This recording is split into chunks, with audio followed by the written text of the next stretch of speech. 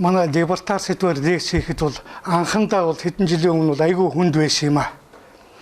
Ерөөсө хүмүүсийн яг ойлгодгийг тэс хөндлөн юм ярихаар чинь нөгөө улсууд ч одоо ямар хаашаа хүн бэ? Ямар хачин юм ярьдаг хүн бэ ч гэдэг юм уу?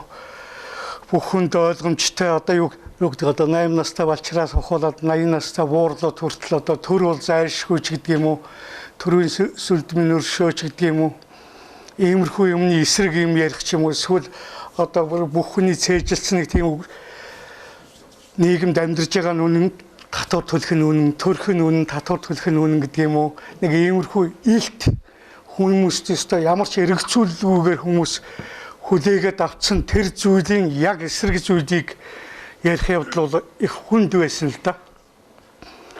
Одоо тэгтэл бас улсууд бас татвар гэдэг чинь би өөрийнхөө хөдөлмөрлж олсон мөнгнөөс 10% хэн нэгэнд өгж байгаа. Яагаад энэ мөнгийг би араас нь санаа тавьж болдгүй юм. Энэ надаас 10%-ийг авч чинь энэ олон бизнес хийж байгаа улсуудаас 10%-ийг авч чинь энэ мөнгийг ер нь яаж зарцуулдığım бол агад хойноос нь мөрдөж идэр үздэг болцсон хүмүүс бас ингээ юм эргэцүүлдэг болцсон. Төр гэдэг чи ер нь юу юм яа харахгүй бидний дунд байсан хэн нэгэн маань тэнд очиод суудсан байгаа. Тэгэхээр төрийн улсууд гэдэг чинь бид нартэйгээ адилхан улсууд юм байна гэсэн ойлгос өдр улсуудад суудсан байна шүү дээ, тийм ээ. Тийм учраас ийм либертар хөрс бий болцсон учраас харьцангуй гайгүй болчихж байгаа юм л да. Тэрнээс биш иймэрхүү сэдвээр ярихад айгүй хүнд байсан. Одоо бол бас гайгүй болчих. За индивид хувь хүн өөрийгөө бодох явдлыг энэ үзэл санаа анх яаж орж ирсэн бэ гэхээр өөр айнд чи 17 оны хувьсгал гарахад юунд байсан? Оросд байсан шүү дээ, тийм ээ. Тэгэл тэр коллективист үзэл гэдэг чинь ямар аимшигтай үзэл болохыг л мэдэрсэн хүн л дээ. Энэ коллективизм гэдэг чинь нэг л биш вэ? Нэг л бор. Манайр тэр үед өөрийнх нь философийн үзэл төлөвшөөгүй, бүрэн төлөвшөж чадаагүй байсан. Тэгээ 10-аад жилийн дараагаар нь Америк руу гарчаад хамгийн бид амьд хүмүүс энэ нийгэм чинь чамайг алах гал бүх юм наймаа хийж болохгүй, бизнес хийж болохгүй, хувийн өмчтэй байж болохгүй, эрхчлөөтэй байж болохгүй. Анда Киркоров өөрсгөө бодолтой улсуудтай уулзаад асуудаг. Чи амьд байсаар л байна уу те? Энэ нийгэм жолны хувьсгал чинь чамайг яг алах гал байгаа шүү дээ. Өстой амар хавчиж байгаа. Тэгэд чи амьд байсаар л байна уу гэл нэгнээсээ асуудаг байхгүй. Яг тэр утгаар л тийм нэр өгсөн юм л да. Либертар үзэл дотроос энэ индивидуализм буюу эгоизм энийг аюулгүй сайн илэрхийлсэн 3 зохиол байдаг гэж би ойлгодог. Айн Рэнди. За хамгийн түрүү мэдээж их сурвалж байна тийм ээ. Тэр Орорк гэдэг бол индивидуалист хүний хамгийн тод жишээ шүү дээ. Ерөөсөө. За дараагаар нь тэр Махтуу гэдэг нэг жижиг ном байдаг. Та нар санаж байна уу юу? Тийм ээ, нэг жижиг ном. Тэр бол их сайн дизотоп зохиол. Ирээдүйд коллективизм ноёрхсон нийгэм ямар байх вэ гэдгийг л харуулсан зохиол бол тэр Махтуу. 3 дахь зохиол нь одоо сайтар эргэцүүл гэдэг жижиг байд юм аа. Тэр цөөхөн тавигдаад дахид тавигдаагүй Аз болоход Амраа маань одоо спонсорыг олцсон байгаа энэ жижиг мөдгөн цаасаар хэвлэгдэж гарна. Махтуу зохиол дээрээс нэг хэсгийг аваад л үзье л дээ. Яг энэ сэдвтэй холбоотойгоор хамгийн ариун нандин үгс бол ахан дүүс бид ардчлал гэсэн үгнүүд бол хамгийн энэ зохиолдоос нэг хүнийг одоо шийдэх гэж байгаа юм л да. Айгу буруу нүгэл хийсэн гэж. Тэр хүн ямар нүгэл хийсэн бэ гэсэн чинь би гэсэн үгийг хэрэгэлсэн гэж. Би гэсэн үгийг хэрэгжилж болдгүй тийм нийгэм болох нь шүү дээ. Хамтын нийгэм юм чинь. Тэгээ дундад зууны үед улсуудыг шатаадаг, золиослдог байсан шиг тэр үед яаж тэрийг түүдэг гал дээр шатаах гэж байгаа. Энэ хүн юу яатсан хүн бэ гэсэн чинь энэ хүн би гэж ярьсан гэж. Би бусдын хэрэгэлдэг баг зэвсэг бишээ. Бусад хүн олон түмэн хамт олон гэдэг бол зорилгодоо хүлэхийн тулд намайг ашиглаж, намайг баг зэвсгээ болгож болохгүй гэж тийм ээ. Бас нэг ишилэл нь болохоор хүмбэр миний сэтгэлийн мухад ариун нандин зүйл рүү гараад өрөөдөх албагүй. Тийм би ч гэсэн бусад хүний надад хэлэх гээгүй тэр зүйлийг нь мэдэх гээд байхыг хүсэхгүй. Би бол өстө бусдаа тараадаг задгай мөнгө биш ээ. Бид гэдэг мангасаас залхаж байна гэж. Бид гэдэг мангас дарлуулж дууслаа гэж тийм үү. Бид гэдэг чи юу юм бэ гэх юм бол сүлд нь аваад үсэх юм хувь хүн дээр асгасан нойтон цементл гэсэн үг. Тэр цемент чинь хатаад эхлэхээр дорой байгаа бүх зүйлийг бүр няц гიშгдэг, бацдаг, юу ч биш болгож хайдаг. Тийм зүйлийг бид гэж хэлдэг юм аа. Би одоо зэрэгцэн нийгэмд хамтран амьдарч байгаа энэ улсуудаа ямар ч өөргөө байхгүй. Яг тэрнтэй адилхан тэр улсууд ч гэсэн надад өөргөө байхгүй. Яг надтай адилхан энэ зэрэгцүү бардам дээгүүр харж алхах ёстой тэр хүн мөн. Тэр хүн биднийг олуулаа байна гэд биднээс айх ёсгүй. Тэр хүний үйлдэл хинт ч буруу юм хийгээгүй байх юм бол юу ч хийх эрхтэй тэр хүн гэж. Би бол боолч биш, эзэнч биш гэж тийм ээ. Хүмүүс хэрвээ надаас хүндэтгэл хүлээхийг хүсэж байгаа юм бол өөрсдөө ямар нэгэн зүйл хийх ёстой гэж тийм ээ. Тэрнээс би хүмүүсийг хүндэж байгаа гэдэг тэр нэг долгоноор улсууд тэр нэг төрийн эрхээр амьдардаг тийм албан тушаалаар амьдардаг улсуудыг би хүндгээд байх ёсгүй. Тэр хүн чинь өөрийнхөө хүч хөдөлмөр амьдардаг гэдгийг амьдрал дээр харуулсан байх ёстой. Би тийм л хүнийг хүндтгэн гэж. Би хүнд туслана. Тэвээ эгоист хүн бол хүнд туслахгүй гэж бодогдмоор шүү дээ. Гэхдээ хэн туслах вэ гэх юм бол надад туслах ёстой. Энэ улсууд надад туслах ёстой гэж тэр бодож байгаа тэр хүн туслахгүй гэж. Харин би өөрийнхөө хүчээр амьдарч чаднаа. Амьдарч чадахгүй ч байсан энэ бол миний хох гэж бодож байгаа улсуудад харин би тусалж болох юм аа гэж. Тэрнээс иш энэ дэлхийн ертөнц энэ хажууд байгаа бүх улсууд маань намайг ядарч явдал надад туслах ёстой гэж бодож байгаа тэр улсуудад бол туслахгүй. Ихэнх улсуудын хувьд одоо байгаа сайхан амьдрал нь 10-20 жилийнх нь цохирлтгүй хөдөлмөрийнх нь үр дүн байд юм аа. Намайг 10 жилийн өмнө ёстой ажилдаа явган шогшоод цэн тулгыныг хэмнжих, сэвэн хийж явах үед баахан жипунд давхичаад одоо 10 жилийн дараагаар бүх юм нь үргэлжлснийхаа дараагаар надад туслаач ээ гэдэг тэр улсуудад би туслахгүй гэж. Индивидуализм гэдэг чинь ерөөсөө л иймэрхүү үзлийг хэлж байгаа.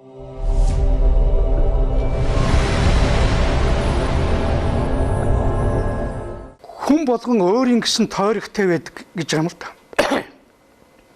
Өөрийн гэсэн хүрээтэй гэж яриад та тойрог гэж ярив. За Монголд нэг 2,800,000 гэдэг 3 сая хүн гэдэг утчи 3 сая хүн гэдэг чинь 3 сая тойрог байна гэсэн. Бачлуун гэсэн энэ тойрог руу хэн ч орох ёсгүй. Би ингэж бодож байгаа юм бол бусад хүн ч ингэж бодох эрхтэй. Тийм биш. Би ганцаараа өөрийнхөө тойрог руу хүн оруулахгүй мөртлөө бусад хүний тойрог руу орох гэж байж болохгүй. Би миний тойрог руу хэн ч орох ёсгүй гэж хэлж байгаа явдал бол цаагаараа юу гэж хэлж яана вэ гэхээр би хүний тойрог руу орох ёсгүй шүү гэж өөртөө хэлж яана гэсэн үг. Ер нь либертар үзэл бол тэр патерналист үзлийн эсрэг үзэл байдаг л да.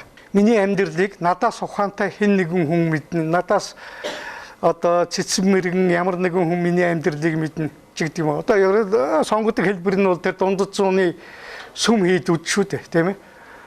Хүн төрн сүм дээр очиж, лам дээр очиж нэр аавн, тийм ээ.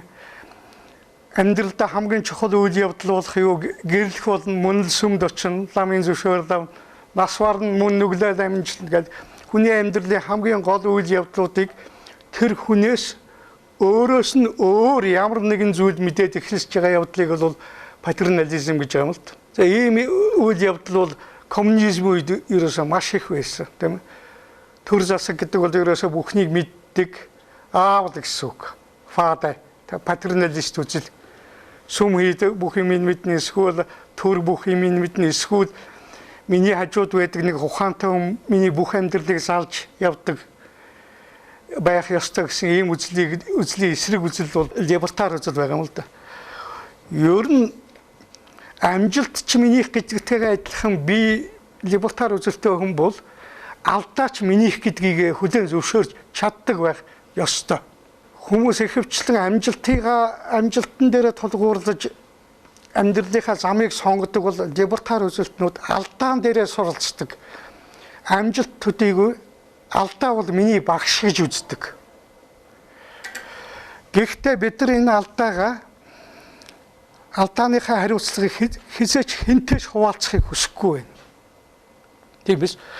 Би хэрвээ буруудах юм бол хэн нэгэн мөнгөтэй, хэн нэгэн ухаантай, хэн нэгэн эрх мэдэлтэй найз дээр би үүлийг таньдаг, үйл дээр дахиж очиод ч юм уу, хэн нэг бизнесменийг таньдаг гэдэг тэрлүүд дахиж очиод байх юм бол би ерөөсөө либертар зарчмыг амьдралдаа хэрэгжүүлдэггүй хүн гэсэн үг. Нэгэн тал чи өөрөө өөрийгөө мэдж байгаа юм бол гав ягаач өөрөө хүртэх ёстой.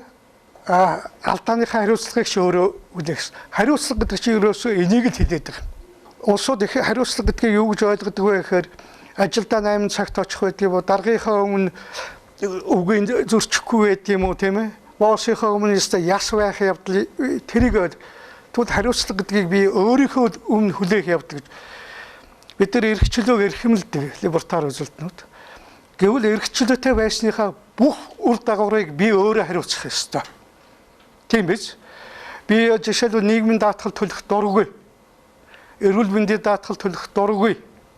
Яагаад бол бизнес миний даатгалд өгсөн мөнгийг бизнес болгоод байна. Энэ төрийнхэн. Эрүүл мэндийн яамныхан гэдэг юм уу, энэ төрийнхэн ч гэдэг юм, нийгмийн даатгалынхан тэр мөнгөөр бизнес хийгээд байна. Тийм учраас би өгөх дургүй. За чи өгөх дургүй юм биш. Чи тэгвэл чи 60 өрсөн хоноо яах вэ? Яг энэ үед либертар би нэгэнт төрд нийгмийн даатгалд мөнгө өгөөгүй юм чинь би өөрөө энийг эртнээс бодож явах ёстой. Тийм биз? Чи 60 өрсөн хоноо яаж юм? Чи нийгмийн даатгалд мөнгө өгөөгүй тэтгэвэр авахгүй юм чи яах юм? Одооноос эхэлж бодож явах хэрэг. Тэрнээс эрхчлөөтэй байна гэдэг тэр мөнгөөр архиугаад байх юм уу?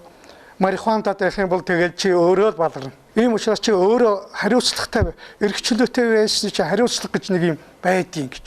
Чи хэрвээ эрүүл мэндийн даатгалд мөнгө төлөх дургүй юм бол яаж имжлүүлэх вэ? Дахиад либертар үзэлтнүүд биднэрт хариуцлага тохож байна.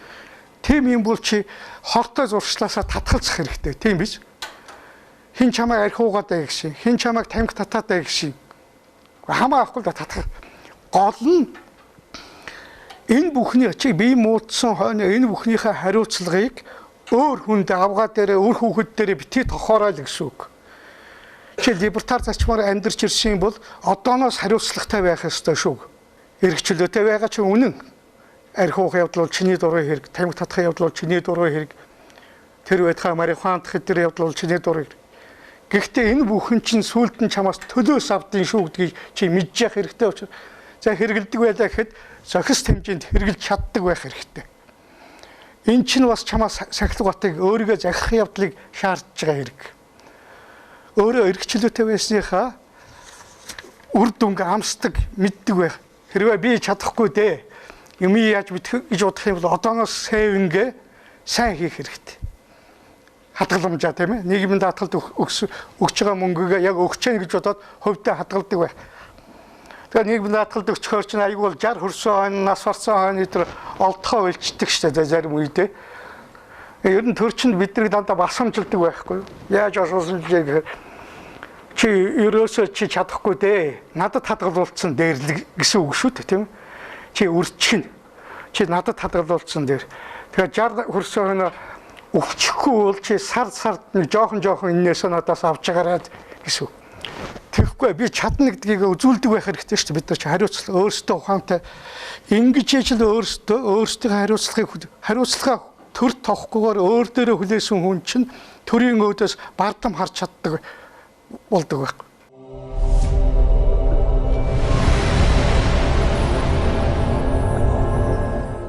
Дэлхийд дээр байгаа либертар вебсайтууд, байгууллагууд, төрийн бус байгууллагууд эдгээр янз бүр байна л да. Бүгд либертар гэж ярихгүй. Зарим нь болохоор өөрийгөө засаглагчдын холбоо энэ гэдэг мэдж байгаа байхгүй. Засаглал гэдэг юм хэрэгтэй. Гэхдээ энэ бол намайг засаглах төрийн засаглал биш. Яг сая ярьжсэн утгаар Би эргчлөөтэй юм чи өөрийгөө засаглах ёстой шүү гэж. Би өөрийгөө л засаглах ёстой. Би хүнийг засаглах ёсгүй. Тэр байтугай би үр хүүхдээ 18 хүртсэн хойно засаглах гэж оролдох юм бол би бас өөрийнхөө зарчмыг зөрчиж гэнэ гэсэн үг. Тэгэл тэр хүнийг хүүхдээ за би хүүхдээ гэж ярьчих тийм ээ. Алдаа хийлэгдэгчгүй, онуулдагчгүй бүх юмын урдаас нь төлж өгөөд байх юм бол тэр бол хариуцлага гэдгийг мэдхээ байлна тэр хүүхд бол. Тийм биз? Тэр хүнд өөрөөсөө өөр нэг найддаг хүн бий болно тэр хүнд. Яагаад бол аа байгаа юм чин дээ. Тийм ээ? Аа байгаа яаж иж байгаа л аваа салгаж л таарч идэв.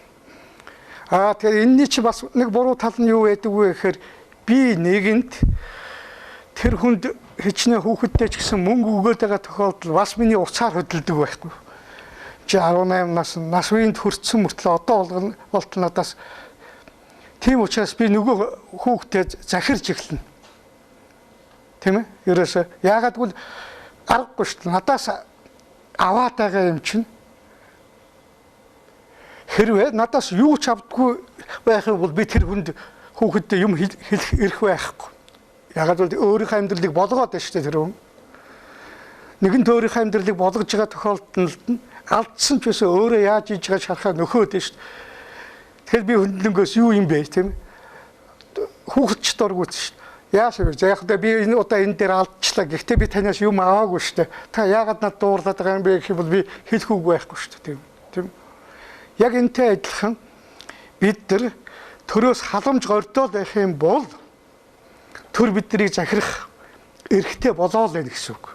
Бид нар ч гэсэн нэгэн тэрнээс хүнээс хэн нэгнээс заавал төрөөс ч үгүй бааваас ч үгүй юм уу найзаасаа ч үгүй мөнгө авчаад тэтгүүлчээд сүлд нь болохоор би өөрийгөө мэднэ гэдэг тэнэгтэй дэж болохгүй ч тийм хуншгүй байж бас болохгүй шүү. Тэр сайтар эргцүүл гэдэг жүжиг чинь үндсэн санаа тийм бай. Нэг баян хүн ерөөсөө баахан улсуудыг тэтгэждэг байхгүй. Нөгөө улсууд нэг хүнийг тэтгээд нэг хүн өөрөө хөгжимчин болох дуртай хүн байсныг чи олон түмэнд хэрэгтэй мэргэжилтэй бол гэдэг нөгөө баян чинь нөгөө ятгахсаар байгаад ангаахын сургуульд оруулчих. Өөрийнхөө дургүй юмд л орчиж байгаа хэрэг л. Хүний хүүхдийг бас яг ядуу юм болохоор нь өргөж явна. Би бол баян чинэлэг гэж хэлээд хүүхдийг өргөж явна. Нөгөө хүүхд нь суугаад төрдөг тэрэгэн дээр явдаг хүүхд байхгүй. Тэрийг авчихсан. Ингээд хүмүүст халамжлах маягаар бүх улсуудыг өөрийнхөө эрхшээлд оруулсан. Тэгэл баах улсууд. Тэгээс үлд нь тэр нөгөө хүн чинь алуулж байгаа юм л да. Тэр нөгөө баян чинь бүгд ингээл маргааш нь өөр нэг хүлээс нь тавигдсан юм шиг тийм ээ. Нөгөө ангаахын дэдийн оюутан чинь төгөлдөр хуур дээр очиод өөрийнхөө дуртай хөгжмийг тоглож яах жишээтэй. Яг хүн нас барцсан байхад бүгдээрээ нэг баярлж хөөрөлдөд байгаа юм байхгүй мөртлөө бүгдийнх нь хүлээс тавигдж байгаа байхгүй. Тэгэл тэр жоохон хүүхдийг хүртлээд хэлж нөгөө жоохон хүүхд чинь бүр тэр аюу тийм юу болцсон. Нөгөө төрдөг тэргэн дээр явдаг болсон. Миний ам цангаад би ус уух юмсан гэж хүн гуйдгүй болох юмсан гэж тийм. Тэр хүнийг ер нь зориггүй болгоё, тэмцэлгүй болгоё гэвэл одоо хамгийн сул хүн болгоё гэх юм бол тэр хүний зорилгыг булааж аваад бүх юмар нь хангаад ах хэрэгтэй гэж. Нөгөө хүн чинь тэгэхээр өөрөө юмны төлөө тэмцэх аргагүй болчдөг байхгүй. Тэгэхээр тэр бүх юм бэлэн болцоод байгаа гэх нь ач нь хэн бэ гэхээр нэг баян хүн байдаг. Нэгэнт хуншгүй хүн гэдэг чинь совесттэй амтан байдаг юм чинь өөрөө ирэхгүй тэрний иргэшээлд л ордог гэж. Тэгэхээр либертар үзэлтүүд чи ийм юмнаас маш ер нь одоо Сталинч байд юм уу, Гитлерч байд юм уу тийм. Энэ Германы ард түмнийг, энэ Оросын ард түмнийг зовоочи гэж зориг тавьдаг тийм улс төрч хаанч байхгүй. Тийм биз? Тийм биз? Анхнаасаа тэдний юу гэж бодсон бэ гэхээр чамд юу хэрэгтэй байгааг чамаас өөрөөс чинь илүү би мэдж байна л гэдэг улсууд байхгүй юу? Тийм ээ? чи өөртөө юу хэрэгтэй байгааг сайн мэдэхгүй шүү дээ. Би илүү мэдэж байна. За тэрэнд бүхний тэр энэ ард түмнийг жаргахын тулд бид нар хаяа та нарыг алгадаад авна шүү л гэж тийм биз? Алгадаад авна шүү. Ийм учраас л тэр либертар ишил чинь гарсан байхгүй. Хэн ч гэсэн хичнээн сайхан зүйл бодлоо ч гэсэн миний төлөө юм хийхдээ заавал миний зөвшөөрлийг авч байгаарай. Ер нь хүн өөрөөсөө болж алдахад ер нь их гомдолтой байдгүй шүү дээ. Та нар ч гэсэн амьдрал дээрээ мэдэх байх. Яагаад гэвэл тэр буруутсан шийдвэрийг чинь чи өөрөө л гаргасан учраас өөртөө нэг тийм гомдолтой санагддаггүй. Хэн нэгэнд ятгуулсаар байгаад юм уу? Хэн нэгнээс айсаар байгаад хэн нэгэн хүний үгэнд ороод ийм учраас л бид нар яриад байгаа чинь тэр байхгүй юу? Энэ төрийнхний гаргасан шийдвэрээс болж бид нар үнэндээ хэцүү байдал зөндөө ордог шүү дээ. Ийм учраас бид нар төрийнхэнд дургүй байдаг. Өөрийнхөө гаргасан шийдвэрээс болж өөрөө хохирж байвал хизээч бид нар дургуйчихгүй. Өөр хүний гаргасан шийдвэрээс болж хохирж байгаадаа жоохон гомдолтой байна үнэхээр.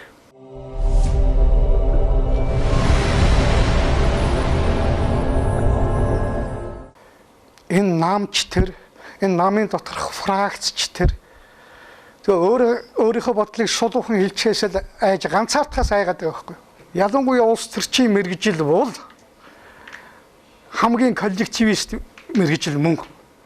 Яагаад гэвэл тэд нар чинь нэгэнт олон түмний дэмжлэгийг хүлээхгүй бол гарч ирэхгүй учраас хизээч өөрийнхөөрөө байж чадахгүй. Яг өөрийнхөөрөө байгаад олонхот таалагдхаа болчих юм бол тэгэл өөрсдөө карьер нь нурлаа гэдгийг мэддэг учраас цаадуул чинь нэг үг хэлээд олон түмний аягаа шиг хардаг болсоо. Өөрөөрөө байж чаддгүй болсоо тийм ээ. Дандаа хүний өмнөөс шийдвэр гаргана тийм. Ер нь капитализм гэдэг чинь уг чанар нь бол өөрийгөө бодхоос л гарсан үзэгдэл гэж юм л. Энийг та нар гээд анхааралтай гэж чагнаад үзэх юм бол яг харагддаг юм да. Адам Смитийн тэр үндэсний баялаг гэж зохиол байдаг байхгүй юу? Тухайн нийгэмд үйлдвэрлэх хамгийн сайн хөгжих үндсэн шалтгаан нь юу байдгийг бэ гэвэл тэр бизнесмени мэдээж хэрэг бизнесмен гэсэн үг байхгүй шүү дээ. Адам Смитийн үед тийм үг байгаагүй юм чи. Тэр үйлдвэрлэгчийн тэр хувийн аж ахуйн эзний хэлж таны ширээн дээр байгаа тэр элбэг дэлбэг унда талах тавь хям пя шараа эргээд тэр чинь тухайн үйлдвэрлэгч нар өөрийгөө бодсны үндсэн дээр та нарт тавьж өгсөн зүйл шүү гэж хэлж байгаа. Яг үнэ. Тэгэхээр би өөрийгөө бодохын тулд бусдын таашаа зүйлийг л хийхээс өөр тэгжээж би мөнгө хийн тийм биз? Мөнгө хий. Ерөөсө капитализмын чинь уг чанар ерөөсөө энэ шүү дээ. Тэр капиталист ганцхан өөртөө таалагдсан юм хийх юм бол бизнес нь нуурна. Нийгэмд нь юу хүсэж байгааг харахаас өөр харгалцахаас өөр арга байхгүй. Нийгмийнхаа хүсч өөрийгөө бодсондоо нийгмийг энэ эрэлтийг харгалцахаас өөр арга байдгүй гэж. Ер нь ингээд амьдрал дээр хараад байхад бид нар ингээд өөрийгөө бодох хэрэгтэй гэж шулуухан хэлчихэж яхад чинь ихэнх улсууд энэ ийм юмыг муухай гэж хэлэнгүүтээ бусдыг бодох ёстой гэж садуулч хэлд. Шаг тэгж хэлж байгаа хүнээс л би очиад асуумаар хамаатан садтанч байд юм ах トゥ нарч байдаг л байхгүй нэг ядарсан юмтан. Тэрэнд очиод туслаад хаач гэхээр цаадуулч үнэндээ тусалдаг. Тэр байдаг удамжинд тэр хүүхдээ тэрврээд сууж байгаа хүнд нэг 1000 цаас харьж чаддгүй л улсууд байдаг. Тийм улсууд бусдыг бодох хэрэгтэй гэж их ярих их сонь. Тэгэхээр би тэр улсуудыг юу гэж бодох хэрэгтэй, юу гэж боддог вэ гэхээр цаадуулч нь би хэнийч тусламж авахгүйгээр өөрөө амьдрах гэх юм бол би хэцүүднэ гэж нэгдүгээр бодож байгаа юм шиг байна. Одоо тэр сайтар хэрэгцүүлэг жүжиг дээр тэр төрдөг тэргэн дээр байгаа хүүхдэд хэлж байгаа байхгүй. Хүн болгон тэр хүүхдийг худлаа хөөр хэлнэ. Чи яаж яа одоо юу амчин сан бизнес гэж би очиад бизнес суулаад үгүй. Ундаа умаар би ундаа гэж авчираад үгүй. Хувцас асмаар бизнес хаад үгүй. Нөгөө хүүхэд чинь хүн юм болохоор би гэдэг юм алдаж гин гэдгээ мэдэж шít. Би өөрөө юу ч чаддгүй юм байна. Хүн болгоно ингээд өөрөө тэрэндээс бүр сүлдө дургу болцсон. Хүн өөрт нь туслах гэхээр айгүй дургу болцсон нөгөө хүүхэд чинь. Тэр хүүхдийн ганцхан таашаадаг тэр айлд ганцхан таашаадаг зочдуудаас нэг л хүн байд. Тэр нь нөгөө инженер. Ерөөсөө тэр хүүхдийг бол тийм хөөрхөлөөд, ивэлээд, урд хойно орж гүйгээд байхгүй. Яг л жирийн хүнтэй харьцаж байгаа юм шиг тэр суугаа хүүхдтэй харьцдаг байхгүй. Тэгэхээр нөгөө хүүхд маш баярлдаг. Энэ хүн намайг өөрөөсөө дор гэж үзэхгүй байна. Намайг яг адилхан хүн гэж үзэж байна. Бүхнийг чадна гэж үзэж байна. Хизээч ивэл тийм учраас тэр инженерт аюулгүй сайн. Тэгээ босод улсууд нь болохоор тэр инженерийг яахан цэвдэг гэж бод. Тэгээ тэр инженер хүүд хэлж байгаа. За хүмүүс чиний бие чин төрдөг тэрэгэн дээр байдаг болохоос оюун ухаан чин төрдөг тэрэгэн дээр байгаа биш шүү. За яг хөө чи үнэхээр саатай хөдөлж чаддгүй төрдөг тэрэгэн дээр байж хижээж сэтгэл санаа оюун ухаанаараа төрдөг тэрэгэн дээр битгий байгаараа чадна л гэж бодож байгаарай гэж.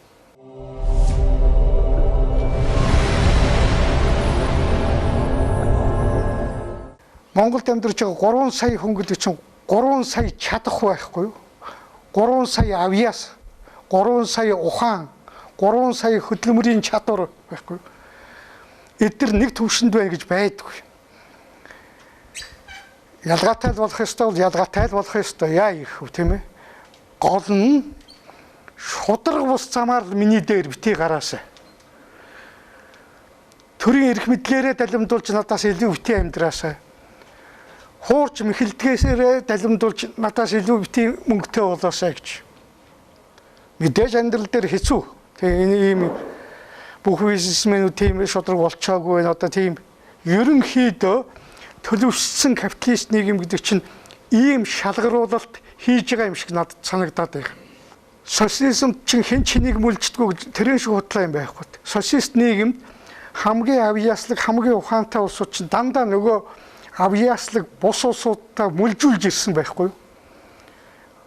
Авьяаслаг бус, ухаантай бус хоёр чинь ижил төвшөнд амьдрна гэдэг чинь юу гэсэн үг юм бэ гэх юм бол дутуу хийдэг улсууд нь илүү баялаг бүтээдэг улсуудынхаа юмнаас авч яах гэсэн үг. Тэр улсууд монжуулж ирсэн, мүлжүүлж ирсэн байхгүй. Мүлжлэггүй нийгэм биш социализм гэдэг чинь. Хэн нэгний хүнээс би арай хийж илүү юм хийчээд байхад тэр дайныхаа амьдрч болохгүй тэр юм нь хурааж аваад надаас зүгээс алхаач хөвтчихсэн тэр хүн тарааж байгаа явдал бол тэр бол дээрэм мөн. Эсвэл би залхуу байжгаад хэн нэгэн энэ хөдөлмөрч хүнтэй адилхан амьдрах гэдэг явдал бол би бас л мүлжлэг хийх гэдэг хэрэг мөн. Хүмүүсийн нэгэндээ хийж чадах хамгийн сайн зүйл юм бэ юу юм бэ гэх юм бол нэгнийхээ амьдралд хүсээгүй байхад нь үл оролцох явдал бол хамгийн сайн үйл мөн гэж. Тэрнээс нэг зааварлал би танаас илүү ч гэдэг юм уу тийм ээ би чамаас илүү бизнесмен ч гэдэг юм уу би илүү албан тушаалтай ч гэдэг юм уу нөгөө хүмүүсүүдийг дагуулж тавих гэдэг явдал бол ерөөсөө либертар үзэлд харш зүйл мөн. Гол нь би дахин давтан хэлэхэд өөрөөрөө амьдарч байгаа тэр хүн маань бусад хүний хүрээлүүл орж болохгүй шүү. Хүсээгүй байхад нь.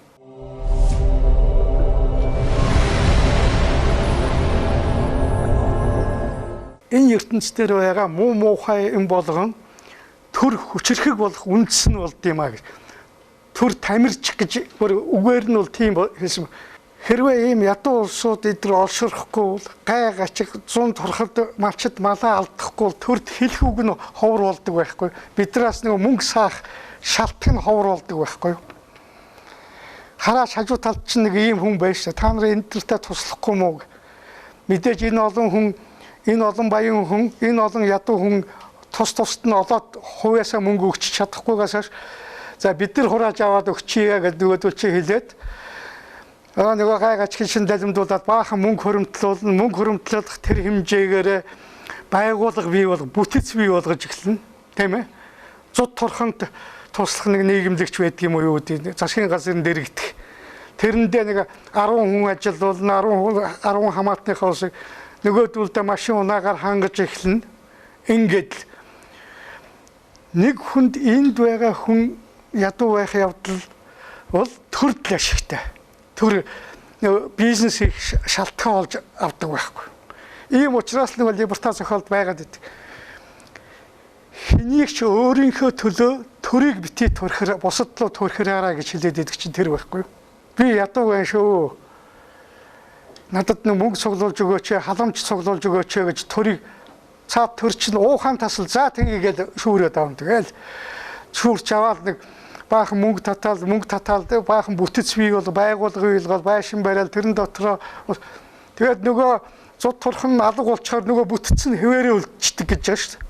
Тарж өгдөг. Төр данхайдаг шалтгаан чинь тэр гэдэг байхгүй. Төрдөл далим өгж болохгүй гэж. Ерөөсөө төр далим өгж болохгүй л өөрсдөө өөрийгөө болгоод явчих хэрэгтэй. Ийм учраас энэ халамжийн бодлого гэдэг чинь их барьдаг улсууд чинь социалистууд чинь нөгөө төрөө данхайлгаж авах гэдэл. Одоо бид нар либертаруудад хэлээд байдаг социалистууд болохоор нэг яг ээж шиг ашигладаг гэж байна. Нөгөө ард түмэндээ хандтай. За нусныхаа алчуурыг авсан уу, бэлигээ зүүсэн, гадаа хүйтэн маш нүүр гараа угаасан уу энэ гэл бүх юмыг ивэлээд эхэлдэг тийм ээ. Тэгэл цаана бүгд нэг шалтгаантай нөгөө төрийнхэн чинь шалт. За коммунистууд болохоор яадаг вэ гэхээр яг л нэлээд хүйтэн хойт аав ээж гэсэн үг. Үгэнд орохгүй л алгадаад авахд бэлэн тийм ээ. Хизээгүй л алгадаад авахд бэлэн.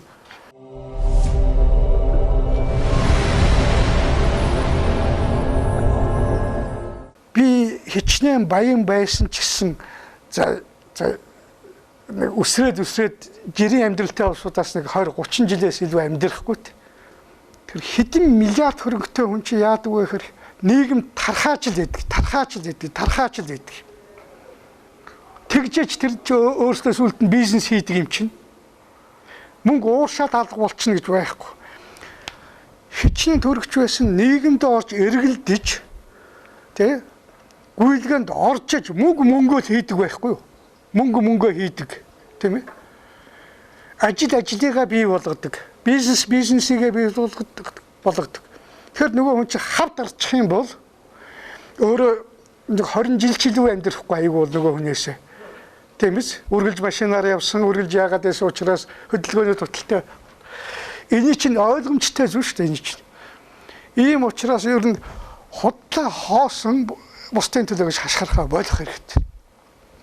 Бусдыг ч гэсэн миний төлөө хашгирсангүй гэж дургуутсч болохгүй. Тийм биз?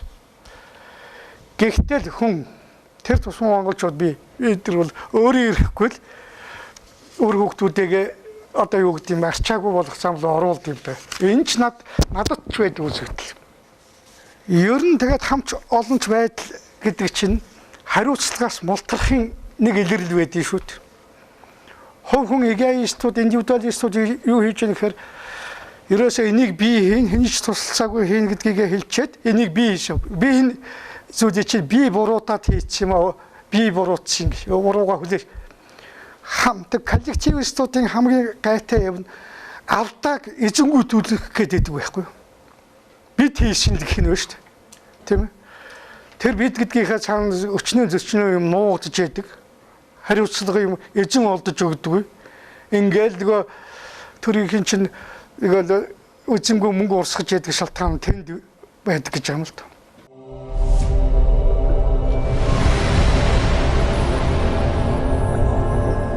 Бидний хэлэх тутай лооцсон бий л дээ. Бид нар бол амьдралаа хинээс түрээсэлж аваагүй шүү гэж. Бид нар хэрвээ түрээс асар их халамж авах юм бол өөрсдийнхөө амьдралыг төрөөсөлж авсан юм шиг төрөөс одоо нэг айлын хажууд амьдарч байгаа улсууд шиг л амьдрна. Одоо төр юу гэвэл гэл. Төрөөс халамж авахгүй бие даагаад өөрсдийнхөө хүч хөдөлмөр амьдарч байгаа улсууд чинь төрөөс нэг далдчаад байхгүй шүү дээ тийм ээ. Яг л би ер нь тэгэл би одоо үг хэлж байгаа хэлдэг юм хийж байгаа үйлдэл болгоныхаа юу та нар ингэж хэлж байгаа явдал нь бусдын хүрээлүү орчих вэ? Яг өөршгөө тийм ээ. Хүний хүрээлүү орчих вэ гэж үргэлж бодох хэрэгтэй. Өөрөөр хэлбэл чи эргчл би одоо бочлон би эргчлөөтэй миний арх уух явдлаа хин ч юм уу би арх уухта хинээс ч мөнгө шаналгаагүй хинээс ч мөнгө гуйгаагүй. Гэхдээ би арх уучаад хэн нэгэн лөө шалчганаад ажиллаа хамгийн наазах нь очоод агсан тавьж бүр болохгүй тийм. Тэгэх юм бол би өөрийнхөө арх уух эрхчлөөг хасах хэрэгтэй. Яагаад гэвэл би арх уучаад хүний хүрээлүү орчдөг хүн шүү гэдгийг мэдэх хэрэгтэй.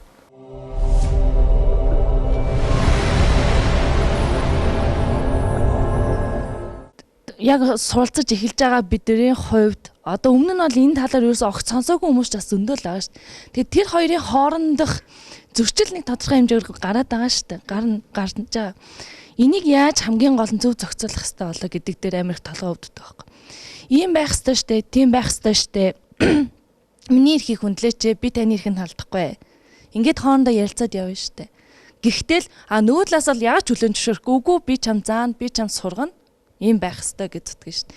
Тэр зөрчлийг л нэг либертар үзэл бол ерөөсөө юу хүлээж зөвшөөрдөг юм бэ гэхээр нэг өглөө боссон чинь Монголын 3 сая хүн 3 саяулаа либертар үзэлтэй болцсон байх юм бол эн чинь либертар бидний хүсэж байсан либертар нийгэм биш байна гэж бид нар хэлнэ. Тийм юм байдгүй тийм ээ.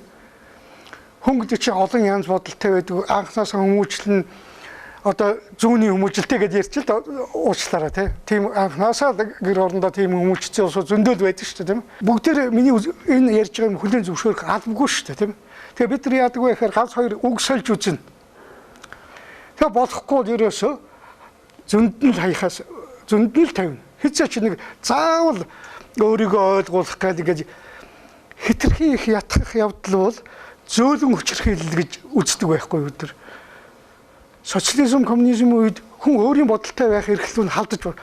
Толеранс гэж нэг юм байх ёстой байхгүй. Өөрөөсөө өөр үзэл бодолтой байхыг хүлцэн твчих ёстой гэж.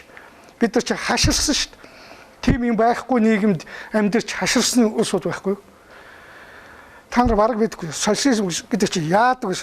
7 хоногт өглөө сонин уншлах, орой намын дугуйлан, эвлэлийн дугуйлан тэгээд нэг яриа мээрээ ярьж байгаа юм. Тэгэл нэг л юмд итгүүлэх гэдээсэн. Бид нар ингэхгүй. Тийм биз? Хүн болгон либертар үзэлтэй байх албагүй. Социалист байж болно, тийм ээ яаж? Харин тэр социалист хүн маань хуучин шигэ биднийгээ битгий одоо хүчирхийлж үзээрэй. Албатаж битгий хүч үзээрэй гэж хэлдэг улсууд. Энэ либертар номнуудыг сайн уншаад та нар хинч албатаагүй юм чинь тийм уншаад байх юм шиг шинэ юм гараад байна. Улам бүр ойлгомжтой болоо л. Тэрнээс ганц одоо нэг хүн авчираад нөгөөх нь бүгдийг мэддэг. Тэгээд энэ дотор заалан дотор байгаа бүх улсуудыг либертар үзэлтэй болгооч гэж тийм юм хаа байх.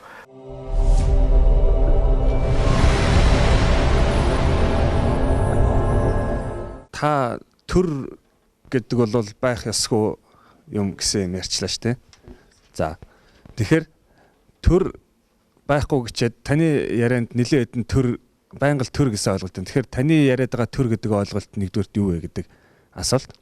Арчилсан бүгд найрамдах ёс байх тогтох ёсгүй гэсэн агуулгал ойлгогддог. Өөрөөр хэлбэл хамтын юм гэж байхгүй хамтарсан засаг тий олонхын шийдвэр буруу гэдэг ингэхэр чинь Монгол бол арчилсан байж болохгүй гэсэн үндсэн үйл үзэл санааны эсрэг юм шиг санагдаад байна л да. Хин нэг гэмт этгээд таныг очоод хутгалчвал та мэдээж энэ төр чинь одоо төсвийн мөнгийг идээд уугаад ингээд муухай зарцуулаад байгаа юм чинь татвар төлөх бас дургүй л байлгүй. Тэгэхээр татвар төлөөгүй юм чинь та бас цагдаад хандахгүй юу те. Энэ төртэй холбоотой нэг юм хэсэг. За хоёрдугаар асуулт бол юу гэхээр ухаалгаар амиа одно гэж яриад байгаа шүү дээ. Одоо Далай ламын хэлсэг гэдэг шүү дээ. Ухаалгаар амиа одоцгоо. Тэгэхээр эго рационал эгоизм гэж би ойлгоо. Эго бол байгаа. Эгогоо юу гэж ойлгох вэ гэдэг асуудал нь те. Том бие, жижиг биегийн тухай асуудал ч гэдэг юм уу те. Буддийн философи болохоор өөрийгөө би том биегийн нэг хэсэг учраас том биегийн төлөө миний хийж байгаа үйлдэл зан үйлээ хязгаарлаж байгаа байдал маань бол ухаалгаар өөрийнх нь төлөө хийж байгаа юм ухаалгаар амиа одж байгаа хэрэгэ гэж байгаа шүү дээ. Тэгэхээр энэ ухаалгаар амиа одох гэдэг ойлголт индивидуализм, эсвэл эгоизм, либертаризм энэ үзлийн ялгаа нь яг хаана байна гэсэн энэ хоёр асуулт. Бусдаар засаглуулахгүй юм бол өөрийгөө засаглаж яахгүй болохгүй гэдэг чинь өөр айгүй чанд засаглал гэж хэлэх гэдэг юм л та. Мэдээж хэрэгтэй хулгайч нар бол дээрэмчтэй бол либертар улсууд бишээсээ биш. Ягаад гэвэл хүний юм дандаа хөндлөнгөөс орж хүний юмыг зөвшөөрөлгүй авч яадаг, дээрэмч хулгайж яадаг. Тэгэхээр либертар зарчимд харш гэж байна. Мэдээж тийм байх болцоогүй. Гэхдээ нийгэм маань ингээд либертар зарчимд захирагдсан ихэнх нь тийм тохиолдолд бол ер нь одоогийн шиг хулгай хийж байгаагаа ажил хийж гэнэ гэж ойлгоц арилцсан үед бол бид нар бол бусдаар нэг захиргаадуулаад ахын тэртээ дөрвөө гайгүй болчихно. Тийм. Ер нь ингэ төрийнхний ярьдаг зүйл чи яг л сая аргумент л да. Энэ дэлхийн ертөнц гэдэг чинь бүгдээрээ англиуд сахиусан тэнгэрээс тогтцоогүй байна, тийм ээ. Хажуу талд чинь аимшигтай улсууд байна шүү гэж. Хүний мөн чанарын маргааны асуудал болоод эхэлдэг байхгүй юу? Эстетистүүд болохоор юу гэж хэлдэг вэ гэхээр за чиний хажуухан талд хулгайч байгаа шүү, дээрэмчин байгаа шүү. Тийм учраас чи ер нь төрд бидэрт мөнгө өгж ээж бид нар тэргээр чинь цагдаа салин зүйлж тэгвэл либертар үзэлтнүүд юу гэж 100 хүнээс за нэг үсрээд 5 нэг дээрэм хий хулгай хий гэсэн бодолтой байдаг. 95 нь бол ер нь өөрсдийнхөө хүчээр хөдөлмөрөөр амьдрах хүсэлтэй байдаг байхгүй юу? За хажуу талд байгаа хүмүүс маань хулгайч тэр яаш ер нь би ингэхгүй болохгүй гэдэг юм бол нөгөө эстетизмд байр тавьж өгөөл байгаа байхгүй юу? Өөрөөр хэлбэл төрийг тэжээх сэтгэлгээг нийгэм тархаагаад байна гэсэн үг. Жишээлбэл нэг малчин өвгөн бол нэг төрийн хүчээр амьдраад байгаа юм биш л дээ. За хаяа малаа хулгаад алддаг л байх.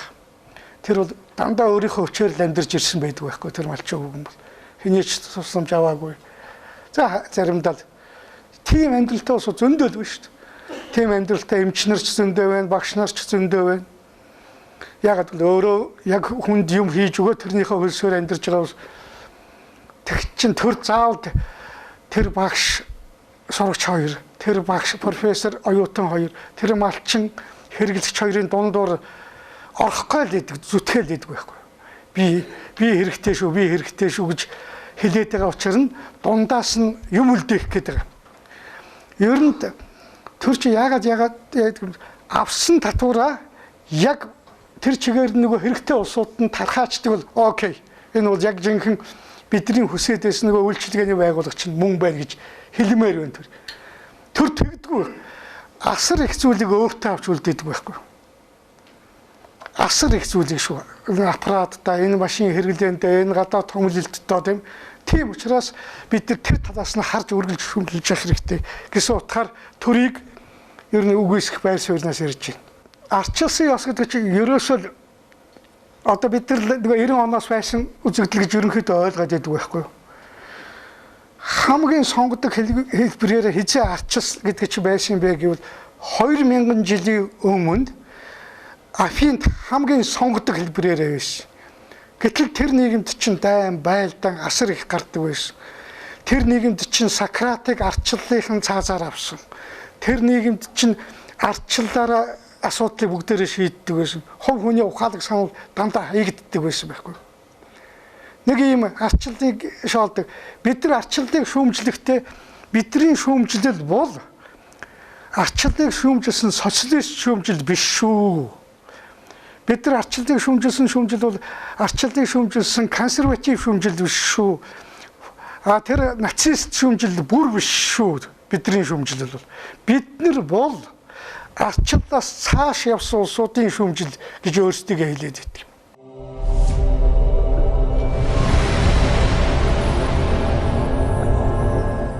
За сайн байцгаана уу та бүхэндээ энэ өдрийн мэндийг хүргэе. Бачулуун багшийн энэ ярьж байгаа энэ сэдвтэй бол бас зарим нэгтээ санаа нийлж байна. Гэхдээ альва үзэл суртал бол эрг сүрэг талтай байдаг. Гэхдээ би нэг хэдэн шүүмжийн чанартай л юм хэлгэсэн юм аа. Одоо энэ манай энэ залуучууд тэр дундаа оюутнууд маань одоо Монголын ирээдүйн болсон оюутнууд маань одоо сая энэ 2012 оны одоо энэ 70 мянган одоо сонгуулийн шоунд автчихлаа шүү дээ. Одоо таны хэлдгээр нөө хуу хүн биш тэр хүнээс одоо гөлөөг наашаар хоол үгүй гэдэгтэй адилхан тийшээ шуурсан. Тэгэд энэ маань өөрөө нийгмийн гажууд хөгжил залуучууд нь тийшээ хувшуурчаар эн чинь нийгмийн гажууд хөгжил хувь хүн байх статусыг алдагдуулаад байгаа. Тэр зарчим маань. Тэрнээс биш тэндээс залуучууд эсэргүүцээ тэр 70 мянгаыг эсэргүүцээ тэрийг зөв зөвтэй хөрөнгө оруулалт, бүтээн байгуулалт, үйлдвэрлэл хийх юм бол бидний төгсөөд ажилтаа болох. Тийм зүйл рүү хөтлж болно шүү дээ энийг. Тэгэхээр ерөнхийдөө нийгэм тэр аяараа нөгөө нэг хитгэн хүмүүсийн хайрцагт команданд орцсон. Сонгуулийн жишээ байна шүү дээ. 20 мянган үгүй над дээр зур машинд нь суудаг нэг ийм зарчмууд байна. Тэгэхээр бид нар энэ арчаагүй байдлаасаа салах хэрэгтэй. Хувь хүн өөртөө эзэн байх хэрэгтэй. Миний хувьд бол хувь хүний эрх чөлөө гэдэг талаар та яг одоо миний хэлж чадахгүй байгаа зүйлийг өөрийн дуу хоолойгоор хүргэж байгаа дэлгэх баяртай. Тэгээд товчонтой бол таны лекцээс бол энийг л ойлгож чинь бусдын ч ойлгож байгаа гэж бодож байна. Хувь хүний эрх чөлөөг бидний амьдарч байгаа дэлхийн бүр хитэ адил өөрийн оюуны хүрээнд ярьж эцсийн үр дүнд Монголын цаашлаад дэлхийн доктортой байдлыг хангах үндсэн юм гэдгийг дахин тодтогч зарлаж байгаад баярлаа гэж. Би таныг төрийг бүр үгүйсэхгүй зөвхөн төрийг байнга шүүмжилж явах хэрэгтэй гэж би ойлгож байна л доо. Хоёрдугаарт нь та одоо ямар бүтээл дээр ажиллаж байна вэ?